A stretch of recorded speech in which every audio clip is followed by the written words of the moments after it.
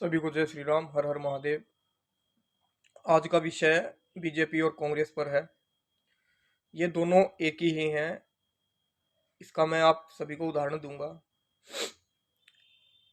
इतने 100 साल से ज्यादा समय से कांग्रेस देश में है और 1970-74 में बीजेपी का उदय हुआ, बीजेपी को बनाया गया। कांग्रेस ने ही बीजेपी को बनाया कि हम अपने पास तो मुस्लिम और दलितों का मुद्दा रखेंगे और बीजेपी को बनाएंगे हिंदुओं की वोट लेने का एक साधन, और जातिवाद जातिवाद में तोड़ने के लिए। और देश में कभी इन चीजों से बड़े मुद्दे हो ही नहीं सकते, चाहे देश सोमालिया ही क्यों ना बन जाए, ये मुद्दे फिर भी रहेंगे। आपने सुना है कि किसी बीजेपी वाले ने किसी बड़ी कांग्रेस की टॉप लीडरशिप को आज तक किसी की गाड़ी पलटाई हो, या कांग्रेस वालों ने किसी आरएसएस के अध्यक्ष की या किसी बीजेपी के जो टॉप 3 या 4 लीडर होते हैं उनकी गाड़ी पलटाई हो? ये सिर्फ क्या खेलते हैं, बेल बेल खेलते हैं। और कानून और कोर्ट तो इनके लिए कैसा है कि दुकान से कैंडी लेकर आ गए, एक कोई केस डाल देते हैं लोगों को छलावे में डालने के लिए और बार के बार बेल हो जाती है। बेल बेल खेलते हैं। तो आप एक बात सोचो कि इन दोनों पार्टियों के लिए कितने कार्यकर्ता आपस में लड़ मर गए, कितने विधायक लड़ मर गए, लेकिन इन टॉप लीडरशिप आपस में क्यों नहीं लड़ी आज तक? क्योंकि ये काफी समझदार लोग हैं। इनको पता है कि देश पर रूल कैसे करना है।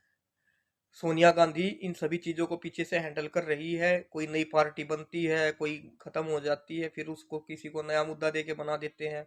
मतलब कि देश में एक ऐसा सिस्टम तैयार कर दिया गया है कि सिक्का किसी भी तरफ से उछालो, जीत कांग्रेस की है। आपको क्या लगता है कि देश में बीजेपी रूल कर रही है?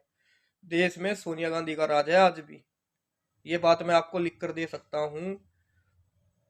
और मैं तो यहाँ पर हवाबाजी करने नहीं आया। मैंने तो चुनाव आयोग को लिख के भेजा था कि भारत में ऐसा नियम लेकर आओ कि जिसके माता और पिता दोनों ने भारत भूमि पर जन्म लिया हो, उन्हीं के बच्चे चुनाव लड़ सकें।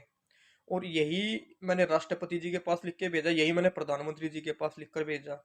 चुनाव आयोग से मेरे पास जवाब आया कि हम भविष्य में आपसे संपर्क करेंगे। तो 4 महीने से ज्यादा हो चुके हैं, वहां से कोई संपर्क नहीं हुआ है।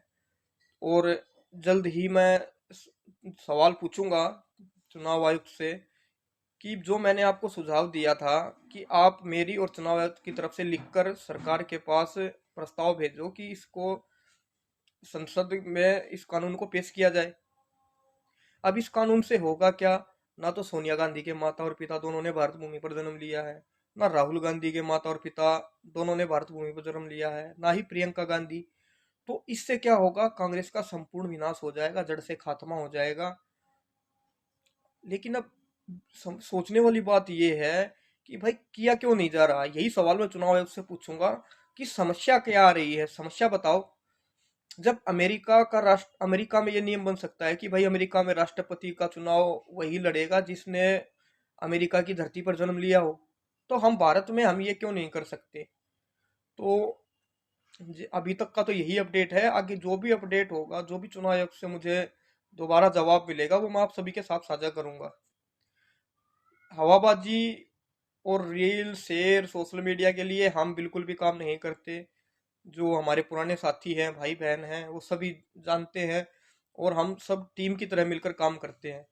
और जितने भी भाई बहन अपना समय दान दे रहे हैं, उनको दिल से प्रणाम करता हूँ, आभार जताता हूँ आप सभी का। ऐसे ही लगे रहें, एक दिन हमारी जीत अवश्य होगी। तो आज का जो वीडियो है, एक हिंदुओं को लॉलीपॉप पकड़ा दिया जाता है कि भाई फलाने राज्य में कांग्रेस हार गई, यहाँ हार गई।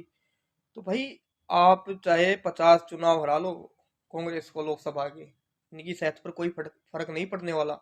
इन्होंने देश को इतना लूटा है, इतनी संपत्तियां बना रखी है विदेशों में, जमीन, गोल्ड, जितना भी बड़ी बड़ी चीजें होती हैं, स्विस बैंक, हर जगह इनका पैसा पड़ा हुआ है। हमने जो शुरू में बीजेपी से उम्मीद की थी कि भाई ये इनको आएंगे तो काला धन लेकर आएंगे, जैसा उन्होंने बोला था, काला धन लेकर आएंगे, जो भी देश विरोधी ताकतें हैं उनको जड़ से मिटाएंगे। उन्होंने ऐसा कुछ नहीं किया। अब अमेरिका का राष्ट्रपति अपनी जनता को बोलकर बोलता है कि मैं 1 महीने के अंदर काला धन लेकर आऊंगा। बराक ओबामा ने 20 दिन के अंदर अमेरिका से लूटा हुआ काला धन जितना भी विदेशों में था वो सारा ला दिया था। तो भाई हम क्यों नहीं कर सकते ये सब चीजें? तो अंधभक्त मत बनो, भगवान के राम के भक्त बनो, गौ माता के भक्त बनो।